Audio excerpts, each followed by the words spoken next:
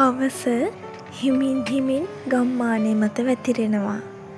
දවසේ මහන්සියත් එක්ක ගෙදර වටේම පුංචි සන්සුන් බවක් දැනෙන්න පටන් ගන්නවා. අදත් අපේ හවස පටන් ගන්නේ පහන පත්තු කරන්න කලින් පොල් කටු පත්තු කරලා. ඒ පොල් කටු වලින් නැගෙන දුම් සුවඳ මුළු වටපිටාවම පුරවනවා. ඒ සුවඳ එක්ක හවසට වෙනම ලස්සන හැඟීමක් ලැබෙනවා. ඉතින් මම මේ කරන්නේ පොල් කටු ටික ඔලව ගන්නවා.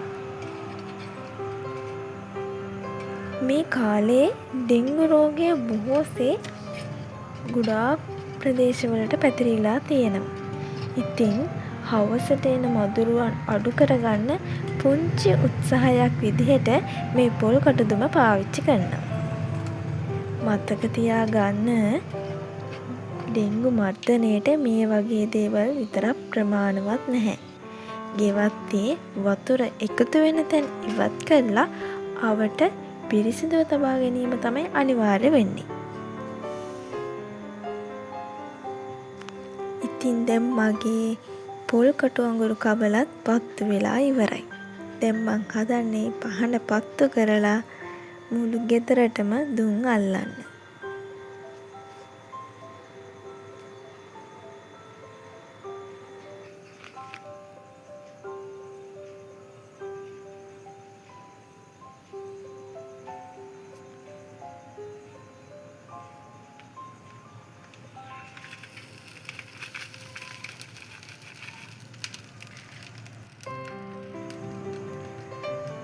මේ දුම් අල්ලන වැඩේ මම පුංචි කාලේ ඉඳන්ම ගොඩක් ආස කරන වැඩක්. ඒ වගේ දුම් අල්ලන්න කැමති අය ඉන්නවද?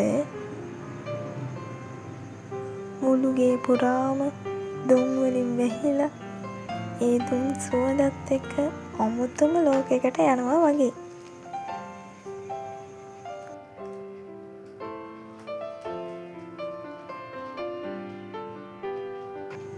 මේ විදිහට මං ඔක්කොම දුම් ටික අල්ලලා ඉවර කරගත්තා.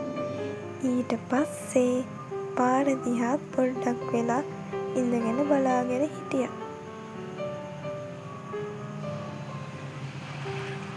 ඊළඟ මගේ රාජකාරිය උනේ මොකද්ද බලන්නකෝ. මේ කුස්සියේ වැඩ ඉවර වුණාට පස්සේ වාජන ටිකක් එකතු වෙලා තිබ්බා. ඒ ටික පිරිසිදු කරගන්න තමයි මම මේ හදන්නේ. ඉතින් ඔයාලට පොඩි දෙයක් කියන්න.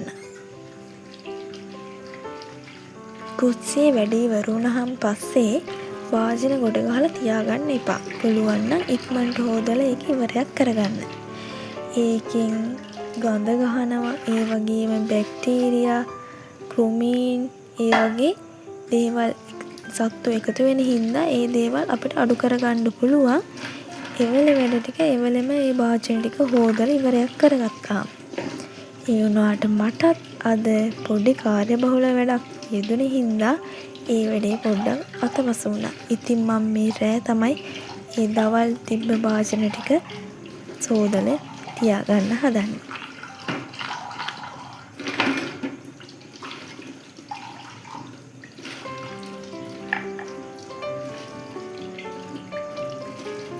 ඔක්කොම වාජන ටික හොදලා ඉවර වුණාන් පස්සේ රෑට කෑම හදාගන්නත් ඕනේ.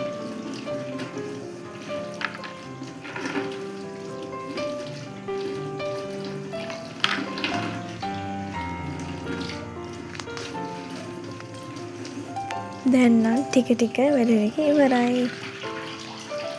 මේ විදිහට පිරිසිදුව තියාගත්තාම අපේ ගෙදර සෞඛ්‍ය හැමදේම රැක ගන්න පුළුවන්.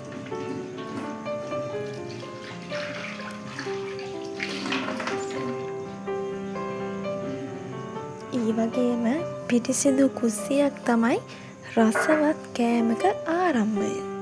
ඉතින් මාත් මේ හිමින් හිමින් දැන් ලැහැස්ති වෙන්නේ ඒ කාර්යයට. අද මං හදන්න යන්නේ සැමන් රොටි. ඒක කන්න අපේ ගෙදර අය ගොඩක් කැමති. ඉතින් මම මුලින්ම සැමන් රොටි හදන්න ඕන පේස්ට් එකට ඒ අවශ්‍ය අමුද්‍රව්‍ය ඔක්කොම කපලා තියාගත්තා. ඊට පස්සේ පෑන් එකක් ලිපේ තියලා ඒකට තෙල් ටිකක් දාලා ඒ තෙල් ටික හොඳට රත් වෙද්දී සුදු ලූණු අවුමිරිස් ඒ හැමදේම දාලා කරපිංචා දාලා බෙදීගෙන එනකොට තමයි සැමන් ටික එකතු කරගන්නේ.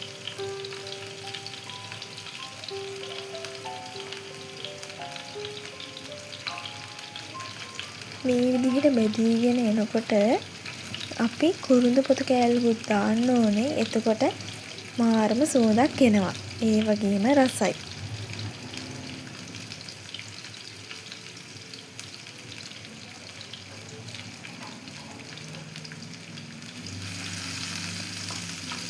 ඔයාලත් මේ විදිහට හදලා තියෙනවද? එහෙම නැත්නම් ඔයාලා ආස මොන හරි රොටි වර්ගයක් තියෙනවද? ඒකත් මට කියන්නකෝ.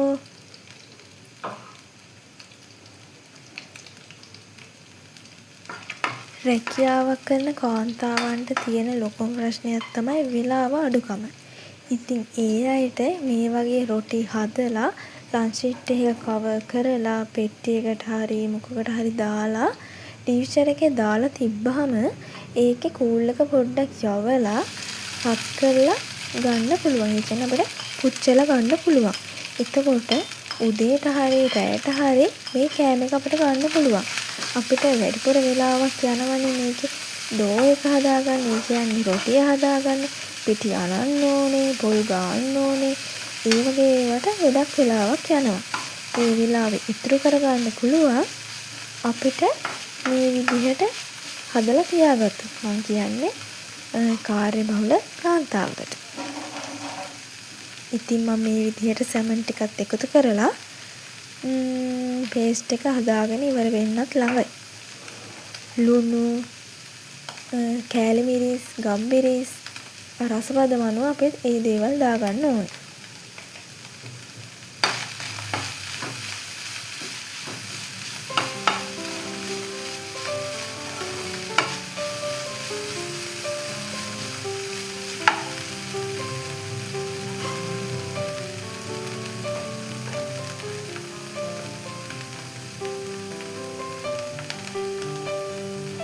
මම පෙලක් වෙලාවට හදන අල රොටි. ඒකත් මේ විදිහම තමයි. අද මම අල එකතු කරගත්තේ නැහැ. සැමන් විතරයි එකතු කරගත්තේ. අල විතරක් දාලා හදන්නත් ඕනනම් පුළුවන් මැද්දට. එතකොට අල රොටි. ඒ වගේම ඔයගොල්ලෝ අහලා තියෙන තව පැණි රොටි. ඒකට හදන්නේ පොල් පැණි හදලා ඒ මැද්දට කියලා පුච්චනවා. එතකොට ඒක පැණි රොටි. ඔයාලගේ පැත්තේ වෙන මොන හරිද කියන්නේ ඒකට? එහෙමනම් ඒකත් කමෙන්ට් එකකින් දාන්න.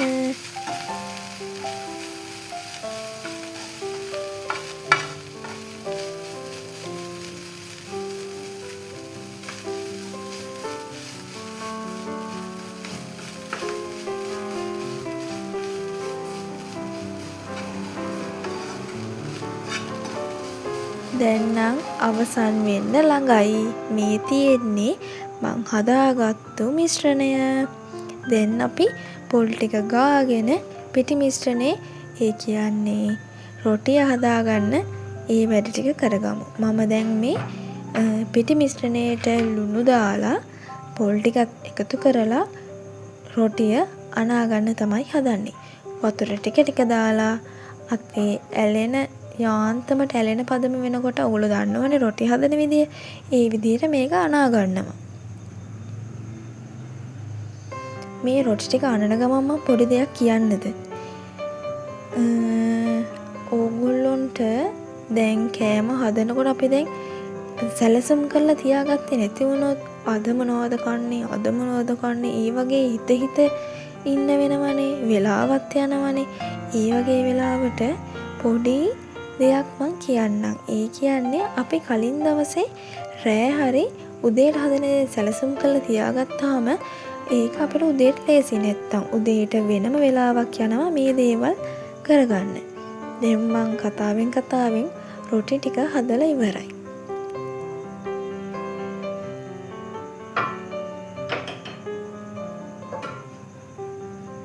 ඔන්න බලන්නකෝ දැන් රොටි ටික වෙනම භාජනයකට තෙල් ටිකක් ගාලා ඒක මේ විදිහට වඩනවා. ඊට පස්සේ මෙත්තට පේස්ට් එකෙන් ටිකක් තියලා වටෙන් එකතු කරලා ගුලියක් වගේ හදා ගන්නවා. මේ විදිහට ඔක්කොම ගුලි ටික හදා ගන්නවා. මේ විදිහට හදාගෙන ඉවර වෙලා ආයෙමත් රොටිය ගානට රවුමට තලලා හදාගෙන තමයි අපි පුච්ච ගන්නෙ.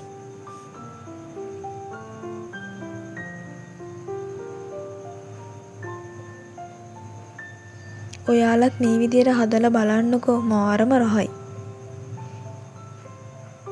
රෑට ලොකු ලොකු දේවල් කන්න බැහැනේ.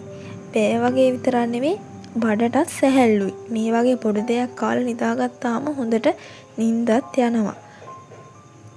දැන් මං හදන්නේ මේ රොටි ටික පුච්ච ගන්න. රොටි ටික පිච්චෙනකොට පොල් එහෙමත් පිච්චීගෙන යනකොට මුළු ගේම සුවඳයි. හොඳට දෙපැත්ත දාලා රොටි ටික පුච්ච ගන්න ඕනි. ඉතින් දැන් මගේ වීඩියෝ එකේ අවසානයටත් ඇවිල්ලා.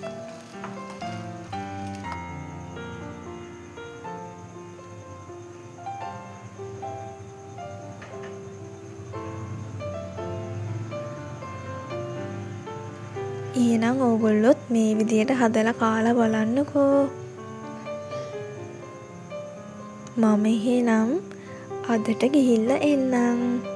ඕගොල්ලෝ හැමෝම සතුටින් පරිස්සමින් ඉන්න. අලුත් වීඩියෝ එකකින් ආයෙත් හමු වෙමු. බුදු සරණයි.